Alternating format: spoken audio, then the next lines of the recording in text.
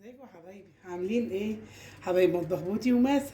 النهارده ان شاء الله جايين بوصفه جديده في اكلاتنا. النهارده النوع بتاعنا حلو، هنعمل كنافه بالكاستر. تعالوا نشوف مع بعض هنعمل ايه.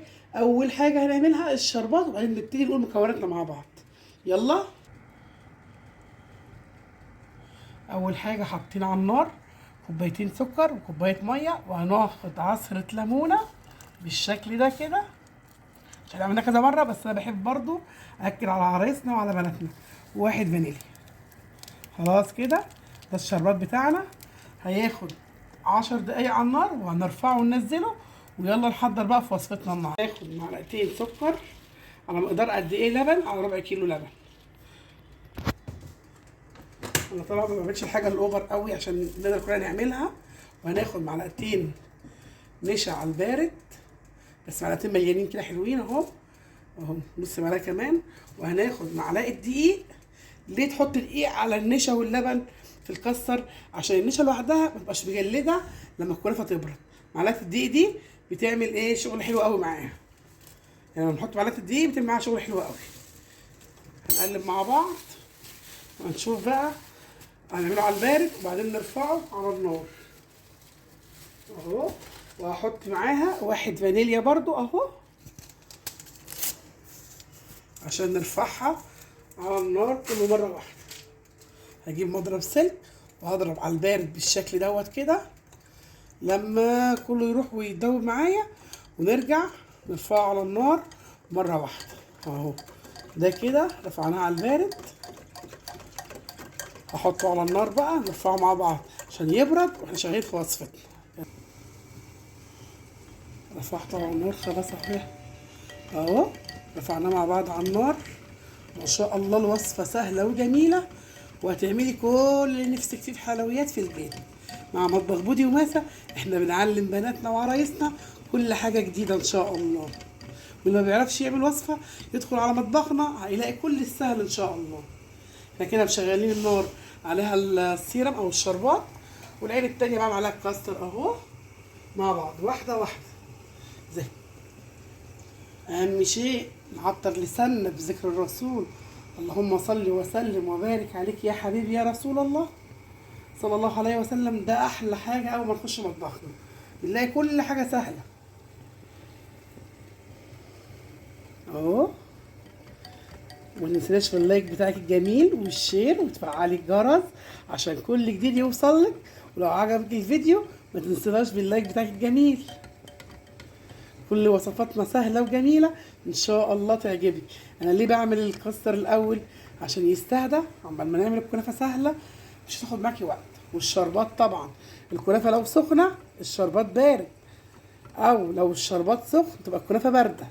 ده او ده، ما بنعملش زي البسبوسه الاتنين سخنين. ده او دوت يبقى سخن. خلاص كده انا بالنسبه لي برضو كده الشربات تمام. هطفي عليه زي ما عرفتك قبل كده. تعملي الخطوه دي مهمه جدا. بتاخدي الشربات لو تشوفيه بيلزق في ايديكي اهو، تعملي الخطوه دي. لو خدتي قعدتي شويه وبيعمل كده التلزيقه دي يبقى هو كده حلو قوي، وتطفي عليه. خلاص كده طفينا على الشربات بتاعنا. هنخليه بقى يبرد. نبتدي بقى نشوف وصفتنا في الكاستر الجميل. هيبتدي يلف معانا اهو. شايفين؟ ما شاء الله على الحلاوه وعلى الجمال ده. حضريها قبل الفطار لو عايز تاكليها برد، عايز تاكليها سخنه بعد الفطار تمام اللي يريحك. شوف اللي بتحبي حلوياتك بارده او سخنه، شوف انت تشتغلي فيها. وانا عاملاك حاجه مش مكلفه، عاملاها بربع كيلو لبن. يعني متهيألي مفيش توفير التوفير على كده. حاجه بيتي ونضيفه وانت اللي عاملاها، وده من نظافتها وحلاوتها. جربوا وصفات بودي وماسة من حلاوتها مش هتبطلوها ان شاء الله. انا بجيب لكم كل السهل والبسيط، ما بعقدش عليكم حاجه، وما بكلفكوش برضو عشان ما تحسيش ان الميزانيه عليكي جامده. لا، بحاول اجيب لك كل حاجه بسيطه اعملها لك. انا سكت شويه عشان يبتدي يلف. اول ما يلف مع بعض هنرجع نقلب تاني اهو. دي بتبقى زي اللي بيقولوا عليها القشطه الكدابه.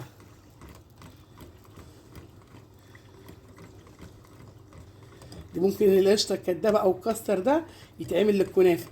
هعمل لكم برده حلقه فيها الكنافه بالكاستر كده، حاجه كده اللهم بارك، عسل.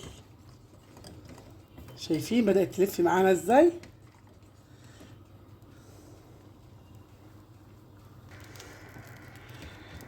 خلاص شايفين اهي كده خلصت وبقت 10/10 اهي، تستهدى عشان نعرف نفردها.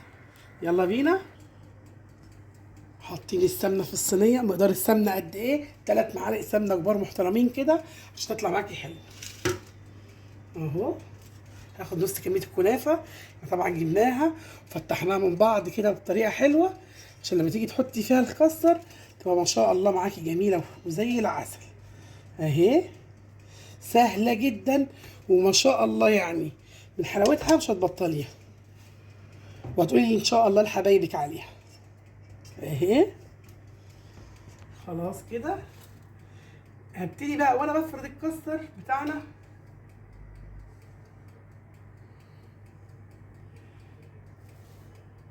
وانا شغاله بالكاستر بتاعنا بفرده اهو، ما تجيبيش على الحروف عشان وهي بتستوي ما تلزقش، يعني نزليه كله في النص وتفردي بطريقه ايه سهله قوي. اهو بصي بقى وانت بتفردي تفردي كده اهو، ما تجيبيش حاجه عند الحرف خالص من بره عشان ما تتحرقش معاكي وتلزق في الصينيه لما تيجي تقلبيها. اهو هي بقى وانت بتفردي الكنافه هتتفرد معاك كمان صريحه عن كده، انا بس بديكي الفكره وانت ايدك ميزان وانت شغاله.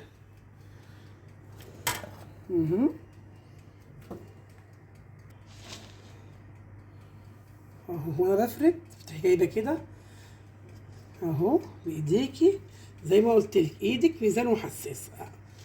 ليه بقى؟ عشان الحروف دي ما تطلعش عندها الكاستر واحنا شغالين بيها. اهو شايفه كل ده كده بتدوس عليه كده من الجوانب حلو، وهي من النص اهي بصبصه اهي من النص. شايفين الحلاوه؟ هتقطعيها بقى تاكلي احلى كنافه ان شاء الله. عايزك تضعفي كميه اللبن ضعفي، بس انا بقول لك انا بعمل لك الحاجه الاقتصاديه اللي مش مكلفه بالنسبه لك. اهو خلاص احط ايه من 3 معالق زيت كده على الوش، بس يكون زيت نوعه كويس نضيف كده وحاجه بتلمع عشان تخلي معايا الكنافه طريه وجميله. انا بعمل تكه الزيت دي عشان تلمع الكنافه، وبرجع احط برده معلقه سمنه تاني اهو وادخلها الفرن. انا طبعا مشغله الفرن قبلها على درجه حراره 180 وهنحطها على النص وهقلبها مع بعض وهنشوف احلى صينيه كنافه. هدخلها الفرن ونرجع مع بعض. خلاص خلصت صينيه الكنافه، طالعه جميله اهي ما شاء الله. شايفين عامله ازاي؟ نبتدي بقى نشربها بالشربات الجميل ده اهو. شايفين شكله عامل ازاي على الكنافه؟ حاجه كده اللهم بارك من الحلاوه. ولما تبرد هقطعها لكم واوريكم بقى القشطه جواها، حاجه كده ما شاء الله. جربيها وان شاء الله مش هتبطليها من حلاوتها. شايفين الشربات بتاعنا مظبوط ازاي؟ هو ده كوبايتين السكر كوبايه الميه يديك القوام المظبوط دوت في الشربات. تبرد وارجع اقطعها مع بعض واوريها لكم. اهو بنطلع في الخرط. شايفين بقى الجمال والحلاوه؟ شايفين الكسر فيها عامل ازاي؟ حاجه كده اللهم بارك في الجمال والحلاوه. اهو انا بحطها قدامكم ما شاء الله، حاجه كده عسل. اللهم بارك على الجمال. شايفين الحلاوه؟ قولوا لنا ايه رايكم في اللي احنا بنعمله في وصفاتنا. حاجه كده اللهم بارك. شايفين الصينيه كمان شكلها عامل ازاي؟ ما شاء الله الخرطه بخرطتها، وكل ما بتقعد معاكي كل ما بتحلو اهي. شايفين كل خرطه بخرطتها مع بعض اهي. قولوا لنا ايه رايكم في وصفاتنا اللي بنعملها. مطبخ بودي وماسة، اجمل وصفات واحسن وصفات ان شاء الله هتلاقوها عندنا. كل سنه وانتم طيبين، ويا رب يا رب على طول السنه كويسين. وقولوا لنا ايه رايكم في حلويات وحاجات مطبخ بودي وماسة. واقول لكم ايه، السلام عليكم ورحمه الله وبركاته.